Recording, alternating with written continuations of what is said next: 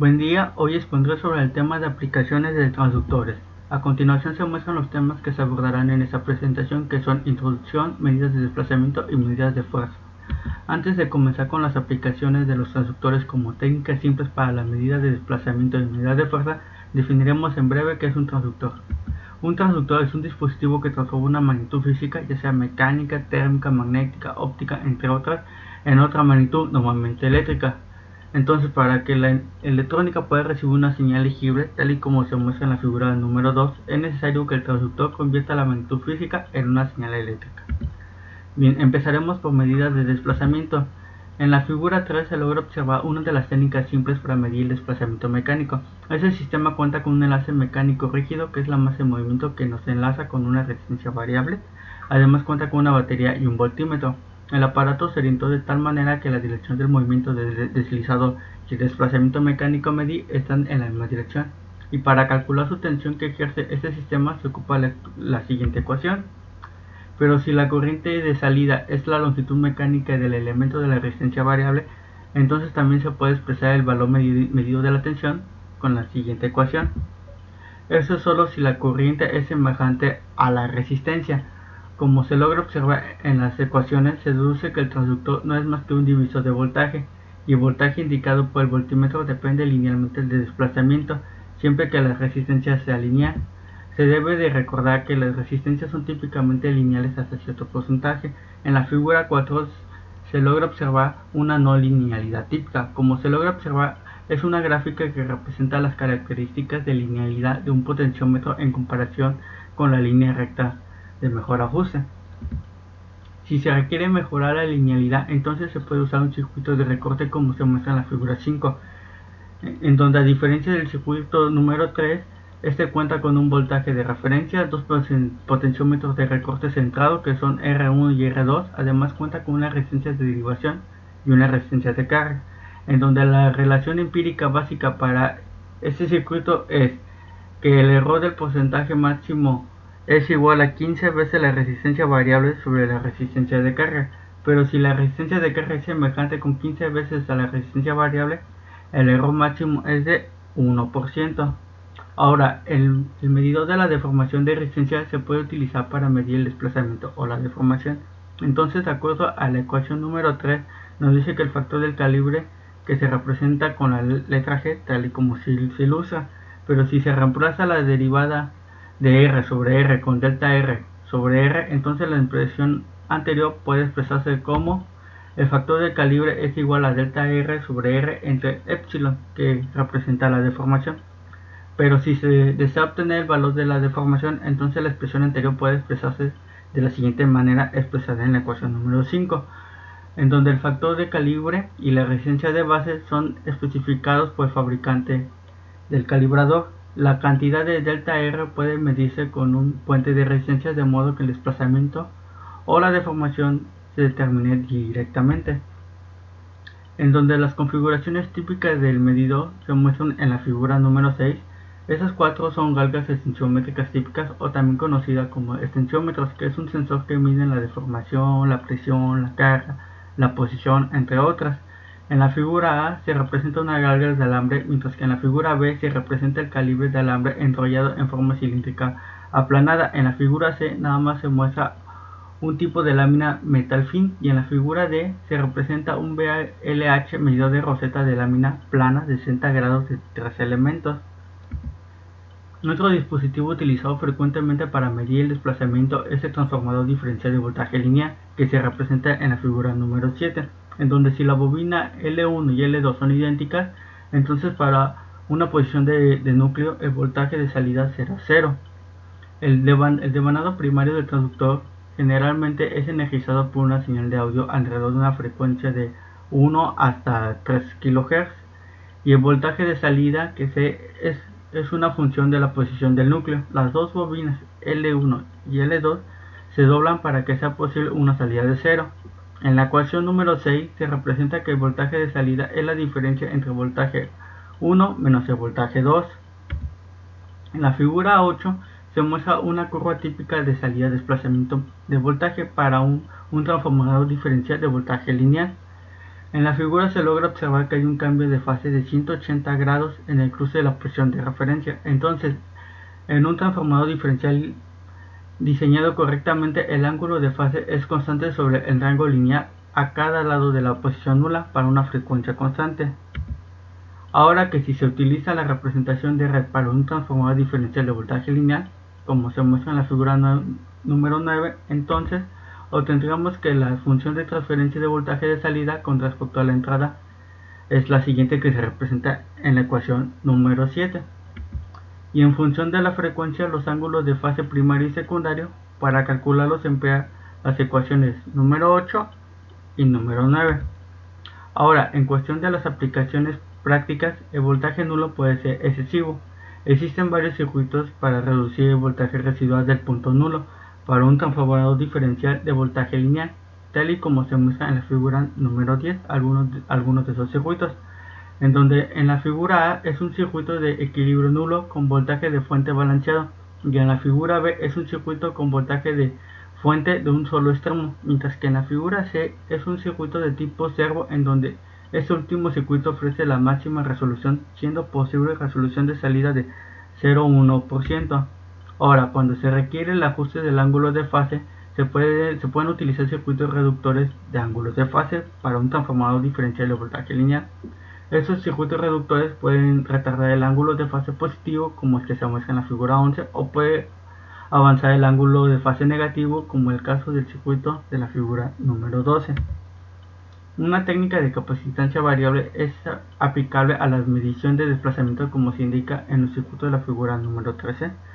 El objeto en movimiento puede formar un electrodo del condensador o un enlace especial, y una placa puede estar unida al objeto para formar el electrodo móvil. Bien, en la figura A es un sistema básico. Este sistema es solo válido a bajas frecuencias. A medida que aumenta la frecuencia, las pérdidas dieléctricas, la inductancia del electrodo y la resistencia se vuelven significativas. En el circuito B es una representación de la red eléctrica, donde Rs es la resistencia en serie de los cables y electrodos, L es la inductancia en serie de los cables, C es la capacitancia del reductor, Rp es la pérdida de resistencia de derivación del dieléctrico, pero si el aire es el dieléctrico, generalmente se puede ignorar Rp. En la figura C es la representación de unidad de capa dieléctrica. Entonces, si se tiene un transductor capacitivo de doble capa en un entrellero variable y una capa aislante en uno de los electrodos, el cambio fraccional en la capacitancia se expresa de la siguiente manera: delta C sobre C, donde C es la capacitancia del transductor, y para obtener C y S es de la siguiente manera. Aquí S es un factor de sensibilidad y no linealidad que depende de la relación del espesor respectivo del entrehierro y enrevesimiento dieléctrico y la constante dieléctrica del enrevesimiento, y C es simplemente la capacitancia en serie equivalente de un condensador de aire con aire y un condensador sin aire de espacio y constante dieléctrica. Entonces, regresando a la figura anterior, la imagen del inciso D es la representación de un sensor de presión de capacitancia, también conocido como micrófono de capacitancia.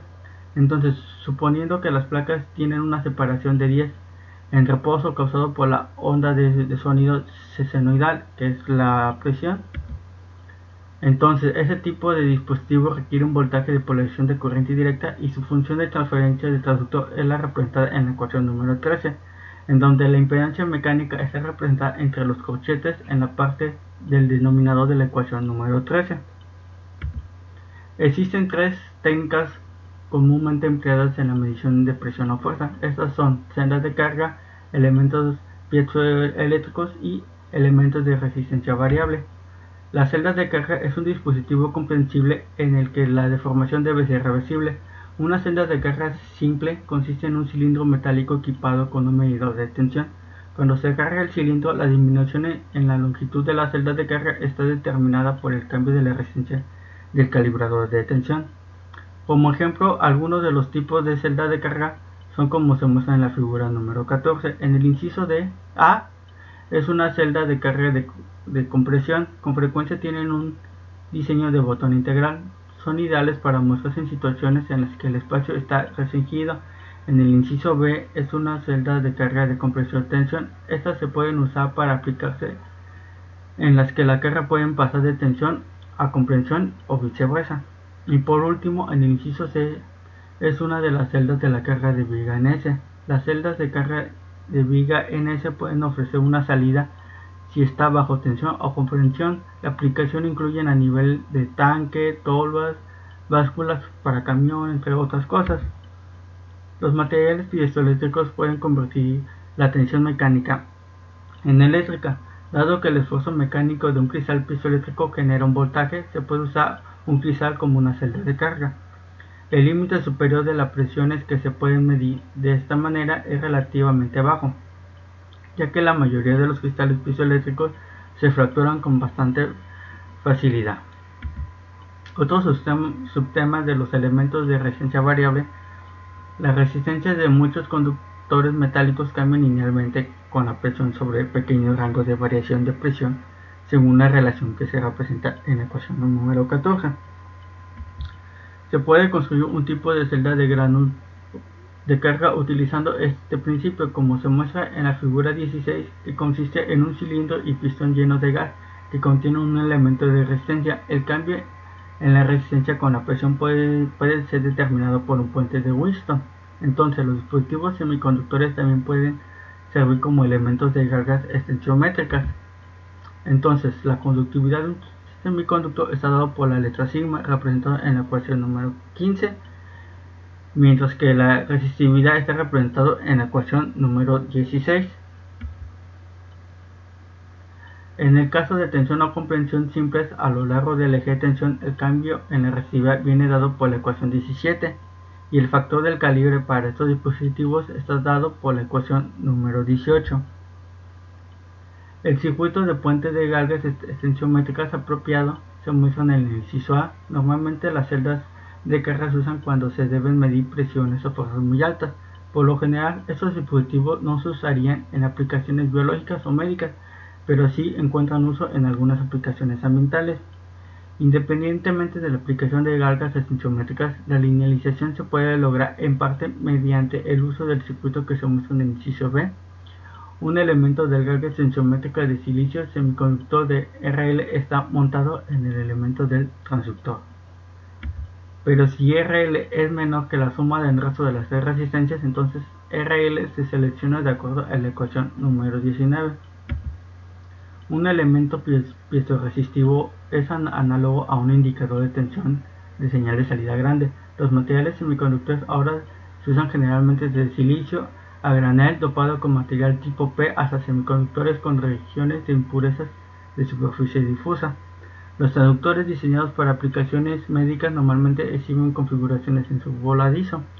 Un tratamiento matemático simple para estos dispositivos se basa en la deformación de la teoría del campo electromagnético de la ley de Ohm mostrada en la ecuación número 20. Y como la conductividad eléctrica es sensible a la orientación del dispositivo, por lo que tiene la relación definitores relativos a las coordenadas cartesianas, que son x, y y z, mostradas en la siguiente matriz. En conclusión, se puede decir que los transductores nos permiten mejorar algunos procesos que se estén llevando a cabo, ya sea en el área médica, en el de control, entre otros, pero todo se debe tener cuidado al momento de seleccionar los componentes para poder asegurar la estabilidad mecánica y térmica. Los dispositivos deben ser mecánicamente rígidos para que se mantengan las tolerancias dimensionales, por lo tanto, deben usarse materiales resistentes a la corrosión y las unidades deben sellarse adecuadamente para protegerse contra la humedad y la condensación.